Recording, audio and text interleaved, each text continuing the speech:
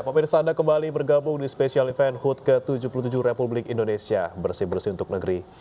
Dan ini adalah suasana terkini di kawasan Istana Merdeka Jakarta, tentunya jelang upacara peringatan detik-detik proklamasi yang akan dimulai sekitar pukul 10 pagi hari nanti ya, waktu Indonesia bagian Barat. Dan seperti yang kita ketahui Bre, berbeda dengan tahun kemarin, tahun ini upacara kembali dibuka untuk masyarakat umum. Jadi memang bisa kita lihat di sini sudah ramai sekali masyarakat yang akan mengikuti upacara nanti. Tentunya ada pemeriksaan secara ketat dan warga yang datang tetap harus mematuhi protokol kesehatan, harus menggunakan masker dan harus menunjukkan hasil antigen negatif dengan masa berlaku 1 kali 24 jam. Betul sekali. Dan kalau kita ingat di tahun lalu ya Stefania, ini memang sangat sebenarnya sih agak miris ya karena sepi banget dan dibatasi semuanya. Jadi hanya beberapa orang saja yang bisa upacara. Jarak-jaraknya juga harus diperluas. Dan selain dari Istana Merdeka tadi di pintu masuk, ini ada juga beberapa kondisi lain yang bisa kita pantau langsung, pemirsa, kondisinya. Di sisi kiri atas ini ada pintu VIP Istana Merdeka, tentunya kita akan melihat kedatangan dari para menteri dan para pejabat negara lainnya. Kemudian di sisi kanan atas ini juga ada pertunjukan kesenian ya yang sudah dimulai untuk menghibur warga yang sudah datang untuk mengikuti upacara. Seperti biasa ini selalu diiringi dengan pertunjukan kesenian dari Gita Bahana Nusantara. Ya, dan di kiri bawah pemirsa ini juga ada persiapan kirap di Monas ya. Nanti kita juga akan coba bergabung nanti ya bersama rekan Fazila Hairunisa di sana. Dan kita akan lanjutkan ya dialog kita bersama dengan Kang Asep Kambali, sejarawan sekaligus pendiri dari Komunitas Historia Indonesia. Kang Asep, ya, kita ngomongin lagi soal sejarah dari kemerdekaan ini ya. Tadi kan ada beberapa fakta unik yang Kang Asep bocorkan ke kami gitu. Ada lagi nggak sih bocoran-bocoran unik yang kayak kita nggak pernah tahu selama ini, tapi harus tahu gitu. Kira-kira apa sih yang pernah belum banyak diketahui oleh masyarakat mungkin Kang Asep? Ya, jadi proklamasi kemerdekaan ini kan satu momentum sejarah yang paling penting bagi bangsa kita, bagi negara ya. Sebelumnya kita di alam penjajahan gitu.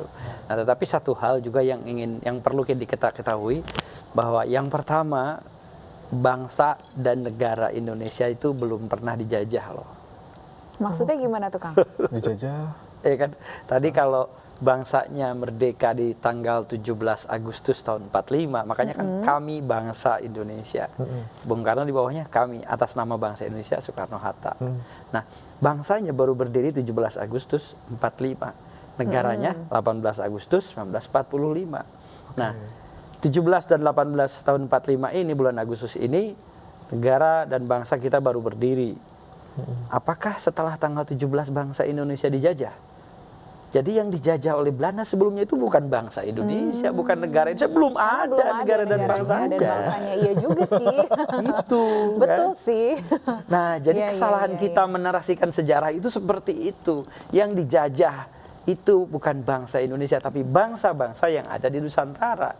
Ya, bangsa Jawa, bangsa Sunda, yang dijajah sama Belanda. Dan mereka dikelompokkan dalam satu negara yang bernama Hindia Belanda. Hindia Belanda, gitu. belum Indonesia. Jadi makanya Belanda sampai hari ini tidak mengaku 17 Agustus tahun 45 sebagai hari kemerdekaan Indonesia. Nggak diakui sama Belanda. Kenapa tidak diakui? Ada 3 fakta yang mereka tidak inginkan. Yang pertama ya, Belanda itu mengklaim bahwa wilayah Hindia Timur atau Hindia Belanda itu adalah bagian daripada negara Belanda. Jadi itu adalah wilayahnya mereka. Ibarat rumah, mereka lah yang bangun rumah ini sejak ratusan tahun yang lalu. Gitu. Kita tahan dulu sedikit Kang Asep, karena kita akan bergabung ke Istana Merdeka. Saat ini kami dapat informasi salah satu musisi ternama Indonesia juga ya, Vidi Aldiano, sedang mempersembahkan salah satu lagu untuk HUT kemerdekaan Indonesia.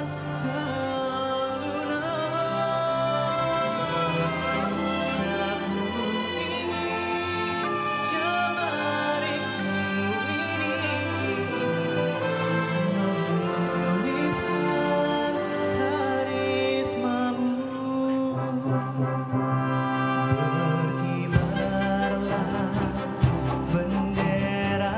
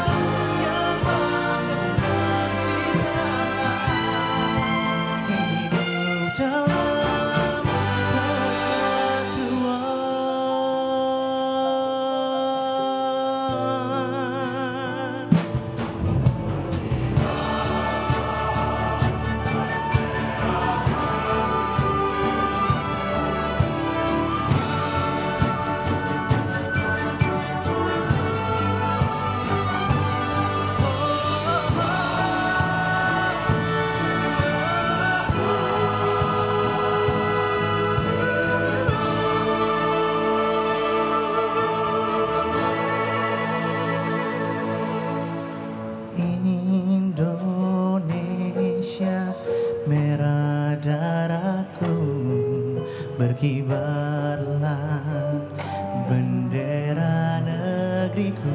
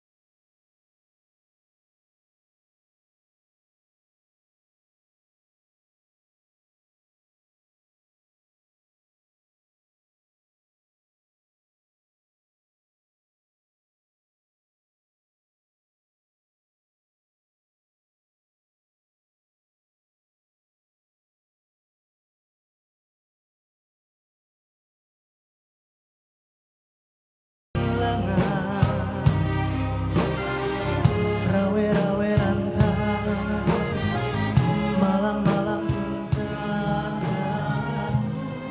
Ya, luar biasa ya. Vidi Aldiano memang sepertinya bisa menjadi perwakilan ya, perwakilan istilahnya dalam anak muda bisa perwakilan anak muda, kemudian perwakilan juga dengan apa namanya penyanyi yang kekinian seperti itu yang dibawa juga ya, supaya kita juga bisa Betul sekali. menikmati kemerdekaan ini dengan Coba dong Bre, suasana yang baru dilanjutin juga. nyanyiannya, bisa nggak?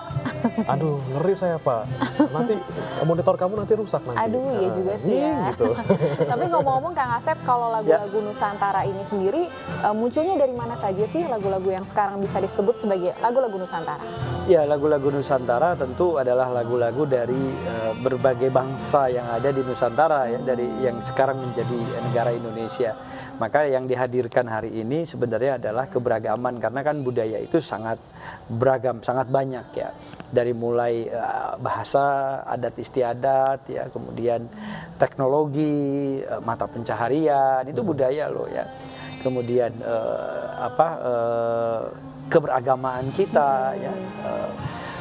Misalnya orang orang Sunda itu lebih terkenal mayoritas Muslim gitu ya. Makanya ketika saya bikin konten, ada loh orang Sunda juga yang beragama Kristen, mereka kaget loh. Ada orang Sunda Kristen, mereka nanya. Ada, saya bilang Betawi aja ada. Betawi kampung saya dia orang Kristen gitu kan, dia beragama Kristen. Nah, jadi jangan kita harus keluar dari daerah kita harus piknik, kita harus keluar jalan-jalan, jangan di rumah terus. Indonesia ini sangat kaya dengan keberagaman. Harus gitu. banyak-banyak piknik tuh Bre. Kok saya sih? Kayak kamu juga jarang piknik deh, Kan Steph. kamu kayaknya kerja mulu Bre. Iya juga sih, kamu juga kerja kok. Kita sama-sama kerja di sini ya. Ya, supaya kita nggak kerja mulu, kita jeda dulu ya Betul. sejenak. Setelah ini kita akan kembali lagi, tentunya masih terkait dengan seputar persiapan upacara peringatan detik-detik proklamasi.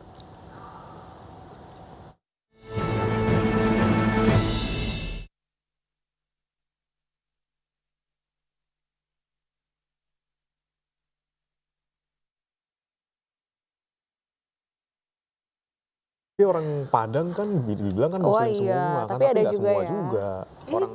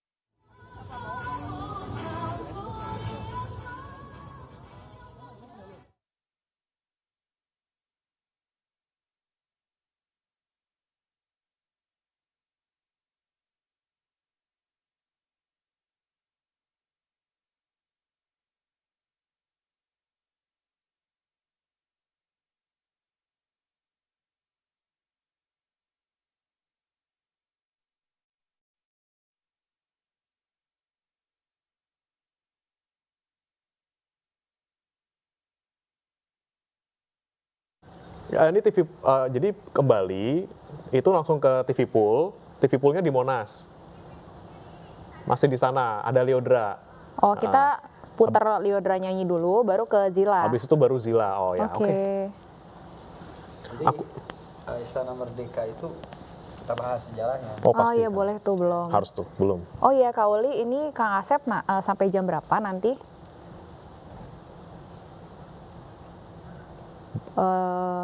Jelang pengibaran Kang, katanya. Jam 10 ya. Setengah 10. Oh, itu nanti Kang Asep Setelah itu pamit dulu kita apa pamit gimana? sama Kang Asep. Oh ya, oke. Setelah itu, ya Oke. jelang pengibaran Nanti- kita akan say goodbye. Sedih ya. Iya Kang. Nggak 4 jam kok Kang kayak kita Kang. Pas setengah jam. Tapi lumayan.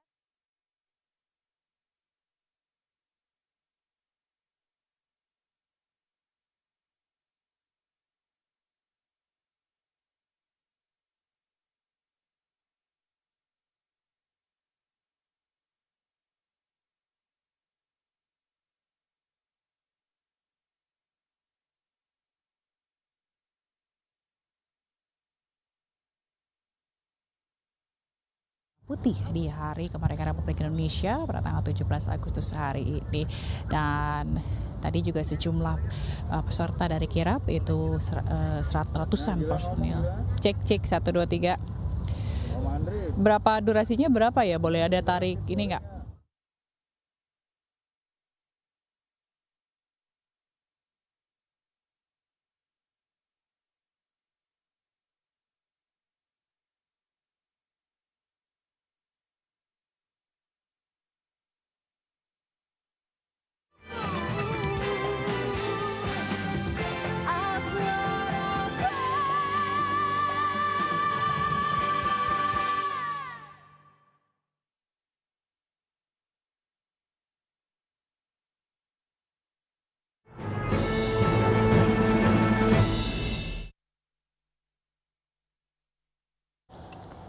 Ya, pemirsa, Anda kembali bergabung di special event HUT ke-77 Republik Indonesia.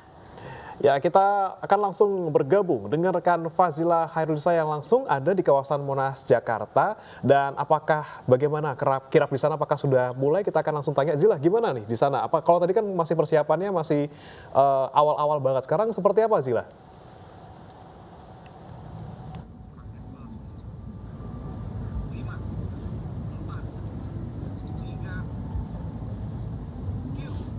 Ya, Bre dan juga Stefani, saat ini di kawasan Monas, tepatnya di dalam Monas ini masih dilakukan persiapan untuk prosesi kirap bendera merah putih nantinya akan dibawa ke istana. Karena tadinya direncanakan kirap akan dimulai pada pukul 8 pagi, namun hingga kini yaitu sudah pukul 8, kirap juga belum dilakukan. Nah, tadi juga sudah dilakukan segala semacam atau persiapan ratusan personil dari Taruna Akpol dan juga Akmil yang merupakan peserta kirap itu juga tadi sudah bersiap sebelumnya sejak pagi tadi, itu sejak pukul 6 pagi tadi. Dan kawasan Monas sendiri ini juga dibuka untuk umum bagi masyarakat yang ingin menyaksikan prosesi kirap karena memang tahun ini kembali lagi diselenggarakan kirap bendera merah putih, di mana 2 tahun sebelumnya ini tidak diselenggarakan karena COVID-19. Dan saat ini juga masih terus dilakukan persiapan dan pengamanan tentunya juga terus dilakukan oleh pihak dari TNI Polri. Dan nanti peserta dari kirap sendiri selain juga Taruna, Akmil dan Akpol, itu ada juga perkumpulan dari perwakilan dari Kerajaan Nusantara yang akan ikut kirap, serta juga nanti ada peserta lainnya. Dan nanti Paskibraka akan mengambil bendera merah putih dari Monas serta naskah teks proklamasi yang akan dibawa ke Istana Negara. Dan biasanya ini menggunakan kereta kencana yang dibawa, yaitu kereta yang untuk diarak-arakan nanti. Namun hingga kini kereta kencana tuh belum terlihat. Bre dan Stefani. Baik, terima kasih Fazila Hairunisa melaporkan langsung dari kawasan Monas, Jakarta. Ya, dan kalau ngomongin soal kirap nih, Kang Asep, Ya. kalau kirap bendera pusaka, kemudian kirap menggunakan kereta kencana sendiri, ini sejarahnya sebenarnya seperti apa sih? Ya, jadi memang sejak zaman Bung Karno kirap itu tidak ada, belum ada. Ya. Kirap itu kan membawa bendera pusaka. Waktu proklamasi bendera pusakanya aja udah nggak standar. Jadi dijahit oleh Ibu Fatmawati saat sedang hamil Guntur. Ya, jadi pada saat mau proklamasi bendera mana bendera dicari dalam lemari kamarnya Bung Karno ya, sama Ibu Fatmawati, ini pakai ini aja katanya, pakai bendera ini. Dan itu bentuknya tidak standar seperti yang hari ini. Nah, kenapa yang hari ini harus standar? Karena ada punya persamaan dengan bendera negara lain. Ya, makanya ukurannya yang dibedain. Bentuknya, kalau kita lebih panjang dan lebar gitu ya, kalau yang lain agak buntet pendek gitu, kalau kita panjang lebar besar lah. Nah, jadi bendera pusaka yang itu kita punya tradisi. Jadi Monas itu kan diresmikan sekitar tahun 76 ya. Nah, kemudian ada tradisi di dalam situ disimpanlah bendera pusaka di dalam Monas itu. Jadi sejak Orde Baru sebenarnya, sejak zaman Pak Harto baru, dan tradisi kirapnya jadi dari Monas ke sana itu memang dibuat seperti itu gitu ya, ada menggunakan kereta kencana. Jadi dianggap bahwa bendera ini sangat sakral ya, sangat penting bagi negara ini gitu. Betul. Dan kalau ngomongin soal bendera yang dikibarkan di upacara peringatan setiap tahunnya, itu kan bukan Replika. asli kan? Itu ya, replika. Jadi mirip ya, aslinya gitu ya, dibikin sama persis gitu. Nah, itu sejak Tapi kapan, beda. Kang? Apakah waktu itu sejak kapan ketika maksudnya bendera yang asli itu, aduh, nggak bisa deh, ini udah harus dijaga nih, udah rapuh lah, terus kemudian Ya. diganti menjadi bendera replika. Saya kan paskibra juga ya. Jadi Tahun berapa tuh, Kang? Kalau boleh tahu. tahun 90 berapa ya saya, tapi nggak paskibraka nasional ya, saya di Kabupaten Cianjur. Jadi bisa dibayangkan karakter kita itu kan berbeda-beda ya, pemuda itu. Jadi kalau bendera pusaka yang sesuai aslinya, kalau dibentangkan itu kan harus seperti apa. Jadi kan pernah ada yang sering terbalik kan, yang robek tengahnya pernah, karena tangannya terlalu panjang gitu kan, jadi melebar. Makanya, dan bendera pusaka itu kan makin lama makin rapuh. Ya, makanya betul-betul harus ditangani dengan baik, dengan suhu kamar, dan tidak boleh dengan begitu keras ini kan nanti rusak kan gitu. Nah, jadi memang diganti replika itu sejak awal tahun 2000-an ya saya kira. Jadi saya lupa persis tahun berapa, tapi karena usia dari tahun 45 ke semakin hari ya, sekarang udah 77 tahun, jadi manusia aja 77 tahun ya. Udah peyot itu ya. sudah sepuh sekali peyot ya gitu ya. Sudah sepuh sekali gitu, dan dari situlah kelihatan bendera pun sama gitu ya. Apalagi benda yang terbuat dari kain, maka harus super ekstra merawatnya gitu. Ada makna khusus nggak sih, Kang, dengan adanya kirap menggunakan kereta kencana, membawa bendera pusaka dari Monas ke Istana? Ini sebenarnya ada yang ingin dimaknai secara khusus dengan adanya tradisi ini? Ya, Monas, saya kira Monas itu kan simbol daripada keperkasaan, kedikdayaan Indonesia, kebesaran Indonesia. Jadi monumen nasional itu kan tempat menyimpan selain bendera pusaka juga suara Bung Karno proklamasi. Jadi kalau teman-teman kunjungi Monas gitu, di cawannya itu, di pelataran cawan, di dalamnya itu ada bendera pusaka yang disimpan, dan itu dibikin sedemikian rupa jadi keren gitu ya. Dan kalau kita ke sana nanti akan disajikan dengan suara Bung Karno membacakan proklamasi yang rekaman tahun 51 ya. Gitu. Jadi suara Bung Karno, dan kita bisa mendengarkan itu. Nah, saya kira tradisi kesakralan ini harus terus dijaga dan dirawat, dan harus kita lestarikan supaya betul-betul makna daripada proklamasi ini bisa diraih oleh anak-anak kita hari ini. Ya, bendera pusaka adalah bendera yang sangat penting bagi negara karena saksi. Jadi sebenarnya yang pusaka itu nantinya banyak ya, bendera. Selain tidak hanya bendera, mikrofon saja itu harusnya dilestarikan, dan itu hilang, nggak ada. Gitu ya. Mikrofon yang sakral yang Bung Karno membacakan itu nggak ada. Itu minjem sebenarnya. Jadi sound system mikrofon itu minjem dari Gunawan namanya. Gunawan ini pemilik toko radio Satria. Gitu. Ya. Jadi dia minjem. Yang minjem siapa? Wali Kota Jakarta, Suwiryo. Ya, jadi lewat Pak Wilopo cariin sound system, kita mau proklamasi gitu kan. Jadi minjem ke Salemba Tengah, tokonya ada di Salemba Tengah 3. Wah, itu Tokonya bener-bener masih ada nggak tuh ya sekarang? Harus dicari, ya saya juga udah lama nggak pernah ke situ lagi. ya jangan-jangan malah mikrofonnya ada di Jalan Surabaya dijual-jual. Dan pensilnya Bung Karno membuat proklamasi itu, menyusun proklamasi itu sampai sekarang, sampai hari ini Masih ya. belum ada. Gitu. Alat-alatnya itu, aduh kita ini makanya tidak arsip minded, tidak menjaga memorabilia gitu. Termasuk rumahnya Bung Karno loh, dihancurkan sama Bung Karno sendiri. Waduh. Tempat dibacakannya proklamasi itu kan juga sangat disayangkan ya gitu kan. Padahal Bung Karno kan terkenal dengan jas merah. Jangan sekali-kali meninggalkan sejarah gitu kan. Makanya yang di Tugu Proklamasi itu kan itu kan rumahnya Bung Karno kan di sana ya, Kang ya. Di Tugu Proklamasi betul. Nggak ada, udah dihancurkan. Saya bertanya-tanya, lah mana rumahnya? Masa nggak Adanya cuma gitu? Tugu, ya. Gitu. Karena memang ada tekanan secara politis juga dan Bung Karno memang dalihnya itu tidak mau dikultuskan. Padahal kan bukan soal kultus mengkultus, tapi lebih kepada soal inilah saksi ya rumah beliau yang tempat dibacakannya proklamasi, maka bakal jadi keren kan, rumahnya itu bakal dikunjungi kita gitu. Saya tinggal fondasinya masih ada, fondasi rumahnya yang di bawah tanah itu terkubur. Itu Tugu Petir yang ada di Tugu Proklamasi itu tempat Bung Karno berdiri, makanya diibaratkan menggelegar seperti petir kan suara proklamasi itu. Jadi sebenarnya ada tidak sih memorabilia yang asli gitu dari proklamasi kita yang pertama 17 Agustus 1945 itu, Kang? Ya selain bendera pusaka saya kira hanya itu. Tiang benderanya pun nggak ada ya, yang dari tiang cipuran itu. Ya.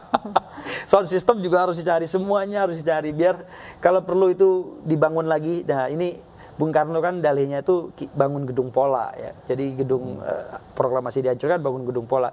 Kalau saya sih berharap Presiden Jokowi membangun kembali rumah proklamasi itu. Nah, itu masih memungkinkan nggak sih, Kang, sebenarnya? Harus, yang penting kan ada kemauan, ada dana yang digelontorkan pasti jadi gitu. Nah, tapi desain-desainnya gitu gimana ya, Kang? Ya nanti disamakan, kan kita punya sejarawan ya, jadi punya foto-foto lengkap gitu.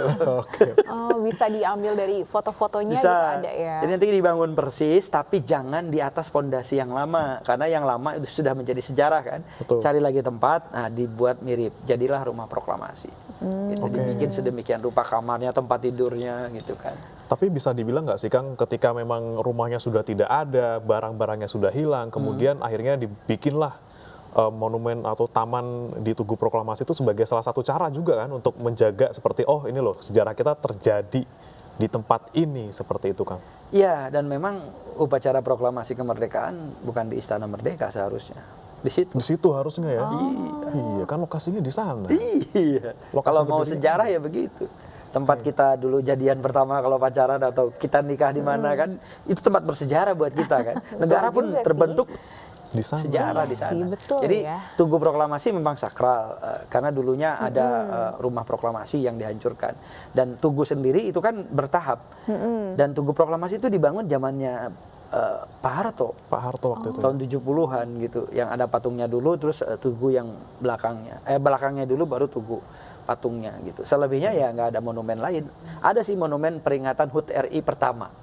Ya, itu seperti Obelix gitu ya. Itu ada di Tugu Proklamasi. Selebihnya ya udah sekarang cuma keramik begitu saja gitu. Oke, sayang sekali ya. Tapi kita akan coba lagi nih nanti gali-gali terkait dengan sejarah-sejarah yang terkait dengan proklamasi. Tapi kita akan bergabung dulu. Kita akan ajak Anda menuju ke Istana Merdeka untuk melihat persiapan upacara kemerdekaan bersama rekan Mega Latu di sana. Mega, seperti apa persiapan di sana?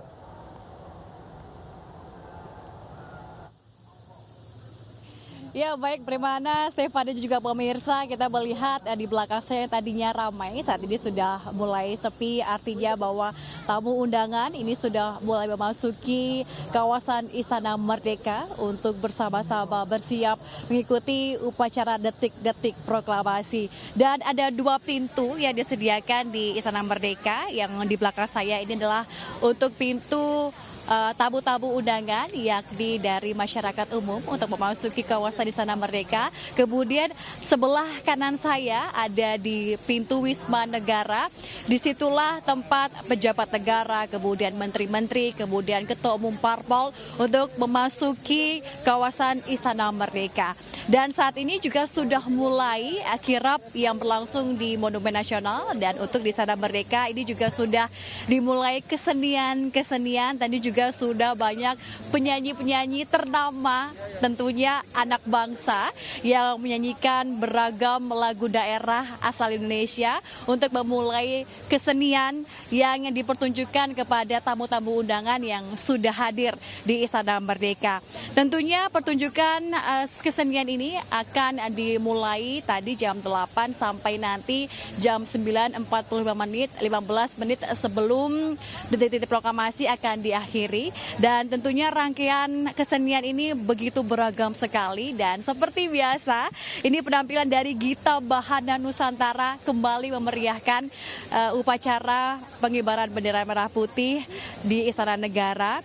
Dan tentunya ada beberapa lagu yang dinyanyikan oleh Gita Bahana Nusantara yang kita kenal bersama-sama. Lagu daerah menjadi lagu yang tentunya akan dinyanyikan bersama-sama oleh tamu-tamu undangan. Dan beberapa judul lagu yang kita kenal adalah ada Rek Ayo Rek, kemudian ada Kampuang Nan Jauh di Mato. Kalau misalnya Stefani dan juga Bremana bisa bernyanyi, kita bisa bernyanyi bersama mungkin ya. Karena memang lagu daerah ini tentunya selalu ada dan selalu khas ketika ada acara kesenian di upacara Istana Negara. Tentunya ada tarian daerah juga yang akan dipertunjukkan. Ada Reok Ponorogo dari Jawa Timur, kemudian juga ada tarian daerah Lumense dari Sulawesi Tenggara, dan tentunya panggung utama yang di belakang saya memang tidak tampak terlihat jelas, namun ini masyarakat begitu antusias sekali untuk mengikuti upacara detik-detik proklamasi. Meskipun pakaian adat yang digunakan ini begitu rumit begitu ya, seperti saya digunakan sekarang ini, meskipun juga cuacanya di sini cuaca agak panas, namun tidak mengurangi semangat masyarakat dan juga tamu-tamu undangan untuk mengikuti upacara pengibaran bendera merah putih di Istana Merdeka. Tentunya tema pada tahun 2022 ini menjadi semangat untuk kita bersama setelah pasca pandemi COVID-19 pulih lebih cepat dan bangkit lebih kuat sesuai dengan Indonesia yang juga akan menjadi tuan rumah G20. Nah, ini menjadi sebuah momentum Indonesia bisa kembali bangkit dari pandemi COVID-19, tidak hanya bagi kesehatan namun juga bagi ekonomi dan juga kesejahteraan masyarakat Indonesia. Dan kalau kita melihat di sini memang semua tamu sudah harus masuk ke Istana Merdeka. Jika ada tamu-tamu undangan yang terlambat untuk datang ke pintu masuk di belakang saya ini, sudah tidak diperbolehkan untuk masuk ke dalam Istana Merdeka. Dan nantinya ketika detik-detik proklamasi ataupun upacara detik-detik proklamasi akan dimulai, ada terompet yang akan dibunyikan, kemudian juga seperti biasa ada meriam yang akan dibunyikan sebanyak 17 kali. Itu menjadi pertanda bahwa upacara detik-detik proklamasi akan segera dimulai. Dan saat ini kami masih menunggu prosesi upacara nanti yang akan dimulai pada jam 10.00 tepat waktu Indonesia Barat. Dan sekarang ini sudah mulai berbunyi, Stefani dan juga Bremana, ini kesenian dan tari-tarian dari Reok Ponorogo asal Jawa Timur. Dan di sini kami awak media masih juga menunggu tamu-tamu undangan dan juga menteri-menteri yang akan hadir di dalam Wisma Negara, dan tentunya kita juga sudah bersiap untuk mengikuti upacara detik-detik proklamasi dari Istana Merdeka. Stefani, Bremana. Ya, Mega, siapa saja dari informasi yang sudah Anda terima, tamu-tamu penting ataupun pejabat negara yang sudah tiba di Istana Merdeka?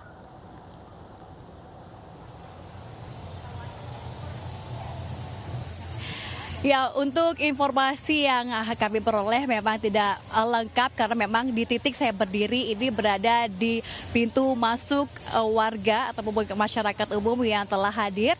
Namun untuk titik ataupun pintu masuk pejabat-pejabat negara sekitar berjarak 200 meter dari tempat saya melaporkan.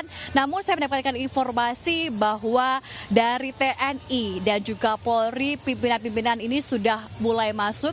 Kemudian dari para menteri ini juga sudah ada beberapa yang hadir untuk memasuki melalui pintu Wisma Negara, dan nantinya juga tentunya ada pejabat-pejabat daerah juga sudah hadir, dan juga tadi kami juga melihat ada Ketua MK sudah menghadiri masuk ke Istana Wisma Negara, dan tentunya ini pasti akan banyak segala hadir dari mulai Ketua DPR, kemudian Ketua MPR dan juga pejabat-pejabat negara tentunya juga akan mengikuti upacara detik-detik proklamasi Republik Indonesia, karena tahun ini menjadi momentum yang luar biasa bagi Indonesia kembali semarak untuk merayakan kemerdekaan Republik Indonesia. Stefani.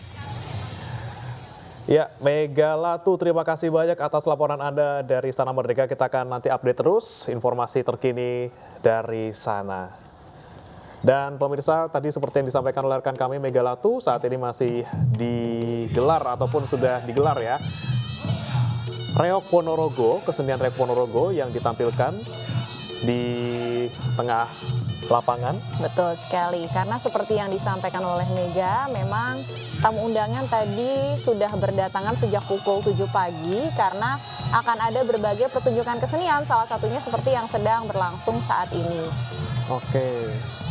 Tapi menarik tadi melanjutkan yang dibicarakan oleh Kang Asep bahwa seharusnya ini sebenarnya upacara peringatan detik-detik proklamasi digelar di lapangan proklamasi yang menjadi lokasi pertama ya. Nah, kalau Istana Merdeka sendiri seperti apa sih sebenarnya sejarahnya Kang Asep? Ya, jadi di Istana Merdeka itu kan di belakangnya ada Istana Negara, jadi beda ya. Istana Negara dengan Istana Merdeka itu berbeda. Ya. Istana Negara posisinya ada di belakang yang menghadap ke Jalan Veteran. Istana Negara, ada Istana Merdeka itu yang menghadap ke Monas gitu. Nah, jadi dua gedung yang berbeda. Istana Negara ini gedung yang lebih tua. Dirasa kecil, dirasa tidak lagi bagus karena dia dibangun tahun 1790. Jadi sementara gedung Istana Merdeka itu dibangun di 1879.